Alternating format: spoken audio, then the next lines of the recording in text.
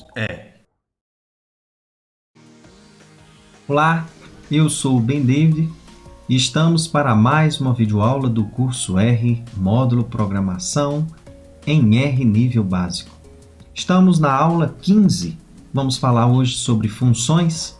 Se vocês quiserem saber mais detalhes sobre o curso, entre na página bendavid.github.io/curso R. Aqui, nessa página, você vai ter muitos detalhes sobre o curso, mais especificamente na barra de navegação, você entra aqui em material e depois aperta a opção básico, que você estará diretamente na página desse módulo. Aqui nós temos as videoaulas, nós temos o sumário, e aqui para essa aula de hoje, na parte de funções, nós temos muito mais detalhes sobre o que falaremos nessa videoaula. Então é bom ver esse material para complementar e consolidar o seu conhecimento.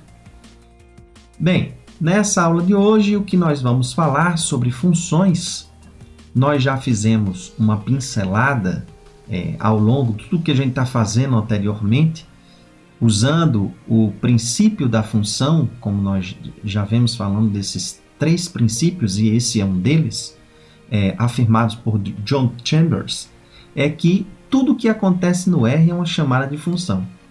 Então, todas as linhas de comando que nós fizemos até agora, elas foram executadas porque nós chamamos uma função, que é o que a gente chama de chamada de função, para que a linha de comando fosse executada e processada pelo computador.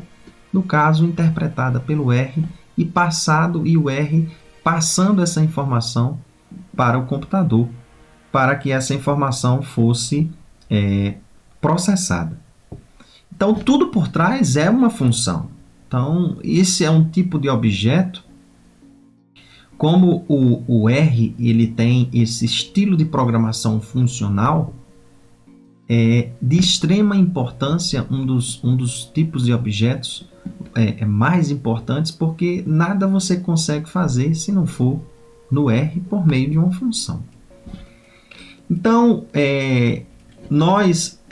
isso já não é de praxe, vocês já percebendo tudo que vocês fizeram anteriormente, vocês fizeram e utilizaram uma função, só que agora nós vamos especificar um pouquinho mais como é a estrutura desse tipo de objeto. Então, nós dizemos que esse objeto ele tem 3 componentes específicos. Ele tem os argumentos, ele tem o corpo e ele tem o ambiente. Os argumentos são as entradas básicas para que a função consiga ser processada e aí a gente consiga executar o algoritmo da finalidade dessa função, em que esse algoritmo, essa sequência de linhas de comando, ela está no corpo da função. O ambiente é onde vai ocorrer as ligações dos objetos com os nomes que vai ocorrer internamente dentro dessa função. Um exemplo que nós temos nós temos aqui um objeto y, que ele é um vetor atômico do tipo numérico, de modo numérico, em que nós queremos ordenar esse objeto.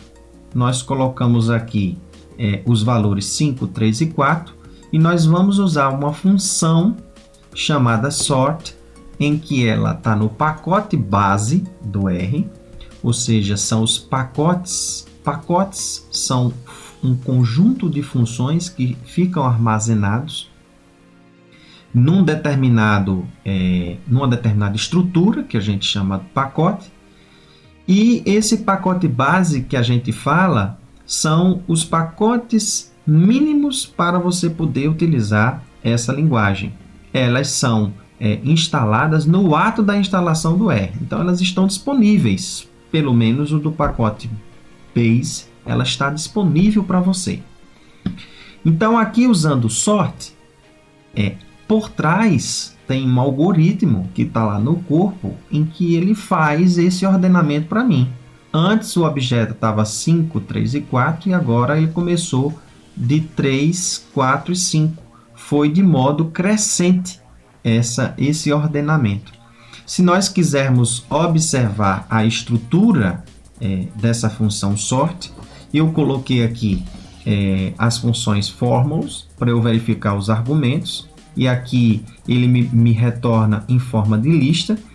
Eu tenho muito mais argumentos, ele me mostrou o básico, que foi x é o objeto que eu quero ordenar. Esse argumento decreasing, ele é um vetor lógico em que ele me retorna, em que eu insiro, quer dizer, opções básicas como true ou false, significa se eu quero ordenamento de modo decrescente ou não. E aqui eu tenho o corpo da função, que é todo o algoritmo para processar e fazer esse ordenamento.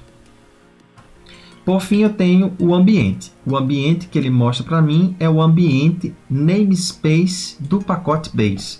Nós entraremos em detalhe sobre esse tipo de ambiente mais à frente.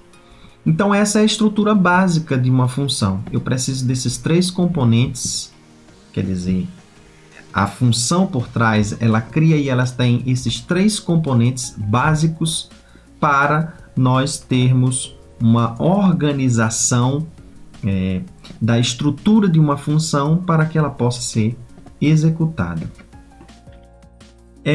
Os argumentos de entrada padrão, aqui nesse caso, nós poderemos alterá-lo ou não. Quando a gente diz padrão, significa que quando a função foi construída, existem alguns argumentos em que eu não preciso defini-los. Eles já são por padrão denominados. No caso decreasing, ele por padrão ele é false. Significa que ele sempre vai, quando eu peço para ordenar, ele vai me dar os objetos, os elementos de modo crescente. Agora, se eu quero de modo decrescente, eu vou lá e digo, eu quero que esse argumento decreasing aqui não seja mais false, eu quero que ele seja true, ou seja, eu quero de modo decrescente. Então, eu venho aqui e altero esse argumento na função. E aí, o que acontece é que agora ele não me manda mais essa sequência de valores de modo crescente, mas de modo decrescente. Existem mais opções que eu poderia fazer, e aí nós vamos ter a aula sobre criação de funções, em que aí nós vamos ter mais detalhes de como manipular uma determinada função. Vamos para mais alguns detalhes. Se você tem alguma dúvida sobre como utilizar uma função, o R hoje ele tem um recurso de autoajuda muito interessante, que são os manuais do tipo ajuda que você pode ter, que são os famosos helps, que você pode ter sobre uma função ou conjunto de dados, na realidade sobre um objeto. Então, o que nós fazemos em termos de sintaxe é simplesmente colocar o símbolo de interrogação antes do nome da função. Então, aqui ele me leva com essas três sintaxes, ou utilizar com uma interrogação, ou com duas, ou usando a função help. Nós vamos entrar num arquivo em HTML em que ele vai me mostrar formas básicas de como entender essa função. Nós vamos entender coisas do tipo quais são os argumentos, o que é que cada argumento ele significa. E no fim desse arquivo de texto ele vai me mostrar um exemplo básico de como usar essa função. Então é muito versátil, é muito útil esse tipo de arquivo como auxílio para as funções. Agora é interessante e é importante deixar claro que esses recursos eles vão ser utilizados se os pacotes que contêm essa função eles estejam instalados no seu computador e, por consequência, no R. Senão, você não tem como obter informações sobre esse tipo de função. Significa que se você vai pedir uma ajuda desse tipo de função, o R vai entender que não tem o pacote específico que contém essa função e ele vai lhe retornar um erro. Para mais detalhes, nós teremos uma videoaula sobre pacotes e também a parte de criação de funções que nós daremos mais detalhes de como obter ajuda de uma função.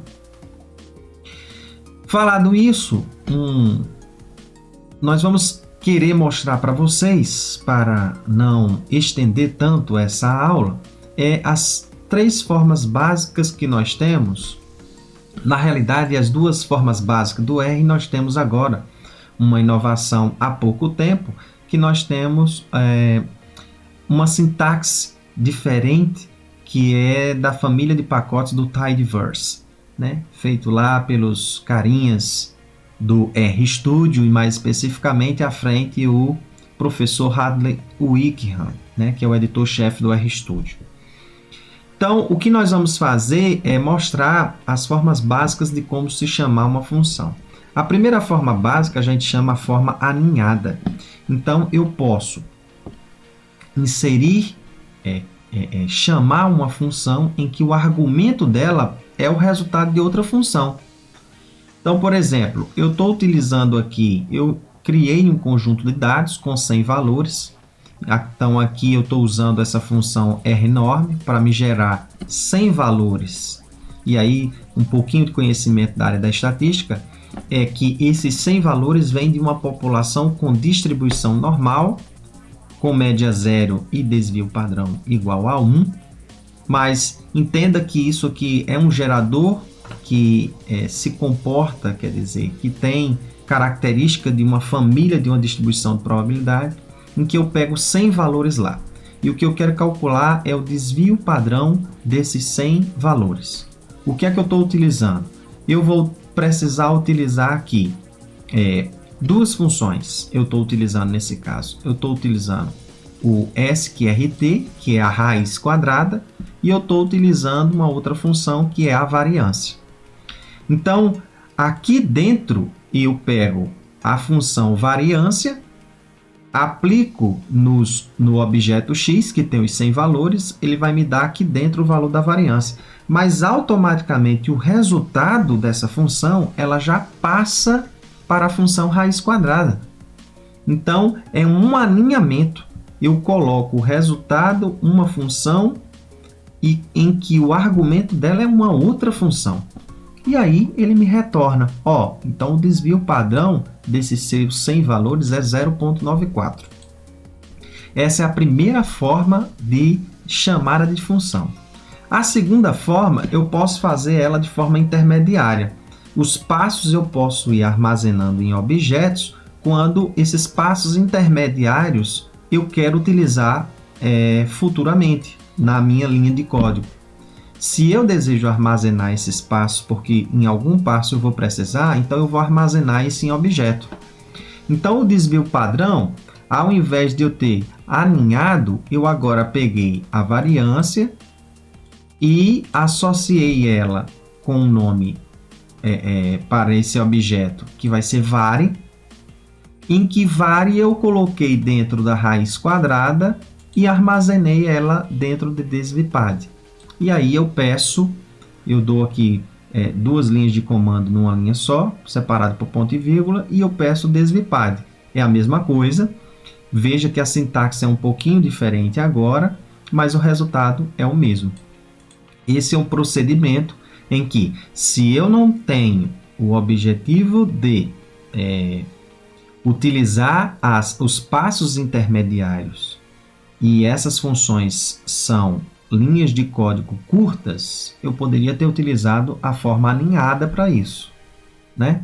Se eu não quero, se eu preciso desses passos intermediários para a sequência, porque lá na frente eu posso utilizar esses resultados, a gente faz essa chamada de função de modo intermediário, atribuindo nomes a esses passos intermediários, isto é, criando objetos e armazenando essas ligações no ambiente global. Um terceiro comando, aí a sintaxe ela já é um pouco diferente, ela já é muito utilizada para análise de dados, e aí por consequência a gente tem que ter muito cuidado, porque não é para toda função que nós vamos ter esse recurso. Eu estou utilizando aqui o pacote Magri TTR, que ele é da família de pacotes do Tidyverse. em que nós temos, isso aqui é muito utilizado para a parte de análise de dados, de ciência de dados, né? Em que aqui nós temos o operador Piper, em que aqui o que é que eu faço? O operador Piper, na realidade, ele é um operador unário, né? Ele é originado de um operador binário, mas o que acontece é, o operador binário nós temos dois operandos, em que esses dois operandos são vetores, e aí nós damos condições a eles para que essas condições sejam executadas, né? Como, por exemplo, um operador binário, e que ele é unário também, é o símbolo mais. É uma função que é um operador binário. Eu tenho dois números e aí ocorre o processo, por exemplo, de soma. Aqui no caso, nós temos um vetor em que ele se associa com uma função no primeiro argumento. Então aqui eu tenho um conjunto de valores, né, que são os 100 lá. Nós jogamos no primeiro argumento da função var, ela é processada e joga por consequência no primeiro argumento da função sqrt. Então é uma forma de sintaxe diferente, mas levando ao mesmo resultado da sequência das situações que nós fizemos anteriormente. O que eu sugiro para vocês é virem aqui na página, fazerem uma leitura complementar e, nas dúvidas, o que é que vocês vão fazer? Nós temos aqui a nossa seção de exercícios e scripts via Chime, em que você pode ter diversos exercícios lá para você consolidar esse conhecimento. Então a aula de hoje foi isso, espero que tenha gostado. Se tiverem dúvida, mande aqui na sua descrição ou entre em contato e até a próxima.